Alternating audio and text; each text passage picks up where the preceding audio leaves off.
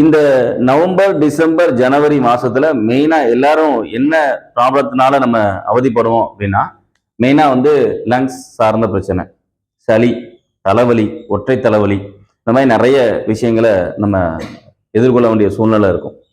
அதுவும் காலையில் நேரம், ஞாயிற்றுக்கிழமை எல்லாரும் அசந்து தூங்குவீங்க. ஏன்னா வேலையெல்லாம் இல்லாம கொஞ்சம் மைண்டு ஃப்ரீயா இருக்கும். ஞாயிற்றுக்கிழமை கொஞ்சம் லேட்டா எழுந்திரிச்சிக்கலாமே அப்படிங்கிற ஒரு சூழ்நிலையில எல்லாரும் இருப்பீங்க. அதெல்லாம் தாண்டி நம்ம உடம்ப நல்லா பார்த்துக்கணும், நம்ம நுரையீரல் நல்லா இருக்கணும், நம்ம மூச்சு பயிற்சி பண்ணோம், கிளாஸ் பண்ணுவோம் அப்படின்னு சொல்லிட்டு ஒரு ஆர்வத்தோட வந்திருக்கீங்க. மீண்டும் ஒரு முறை அனைவரையும் வரவேற்று நேராக செஷனுக்குள்ள போயிடலாம். ஓகேவா? முதல்ல அப்படியே எழுந்து நின்றுக்கோங்க.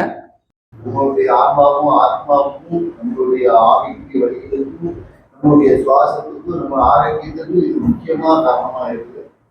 கொரோனாவுக்கு எதிர்ப்பான ஒரு வேலை வேலை கண்டிப்பா எல்லாம் நம்ம அவ்வளவு பயந்துகிட்டு இருந்தோம். உயிர் பயத்தோட ஒரு இங்கேயே இது நடத்த போயிட்டா நம்ம தப்பி இருந்தோம். நிறைய காரியங்கள் இதனாலதான் தப்பி இருந்தோம். இதெல்லாம் சுவாசம் ரொம்ப முக்கியம். இதுதான் எல்லாமே. நன்றி.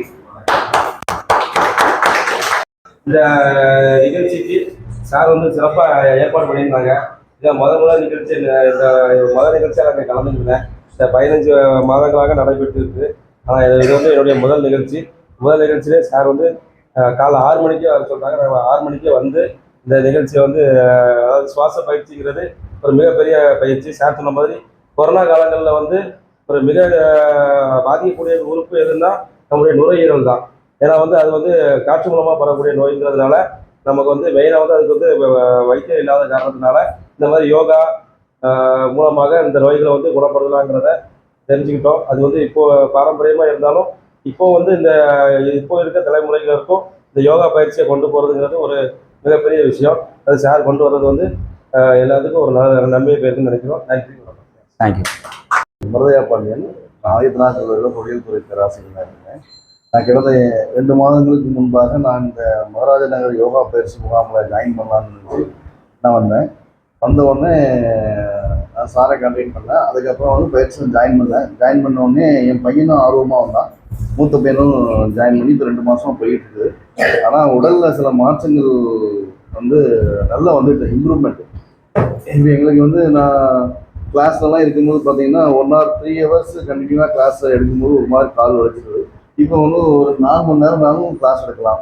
நான் சில நேரம் மேடையில் பேசுவேன். மேடையில் பேசும்போது ஒரு 1 மணி நேரம் 1.5 மணி நேரம் பேசுவேன். பட்டிமன்றம்லாம் பேசுவேன். ஆனால் அது வந்து இப்போ கூடுதலான நேரத்தில் பேசலாம். அது காலையில் இப்போ உங்களுக்கு கார்டன் வைக்கிறேன். அந்த கார்டனுக்கு ஒரு 7 மணிக்கு கிளம்பிடுவேன். அங்கே சில வேலைகள் விவசாய வேலைகள்லாம் பார்க்குறேன். நல்லா ஆக்டிவாக இருக்குது, உடம்பு நல்லா ஆரோக்கியமாக இருக்குது. ஆனால் இன்னும் எனக்கு நல்ல உடம்பு நல்ல இம்ப்ரூவ்மெண்ட்டாக இருக்குன்னு எனக்கு ஒரு பாசிட்டிவ் அட்டிட்யூட் நான் போயிட்டு இருக்கிறேன். நன்றி, வணக்கம்.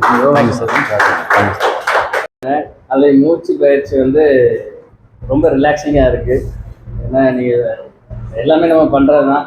சில இதெல்லாம் பண்ணும்போது வந்து பார்த்தீங்கன்னா பாடியில் அந்த ரியாக்ஷன் நல்லாவே தெரிஞ்சது. கண்டினியூஸாக பண்ணால் நல்லா ரியாக்ஷன் இருக்குன்னு நினைக்கிறேன். Thank you sir. இப்போ போன வாரம் ஒரு ரிவ்யூ போட்டிருந்தேன். எல்லா குரூப்ல இருக்கிறவங்களும் தெரிஞ்சிருக்கும்.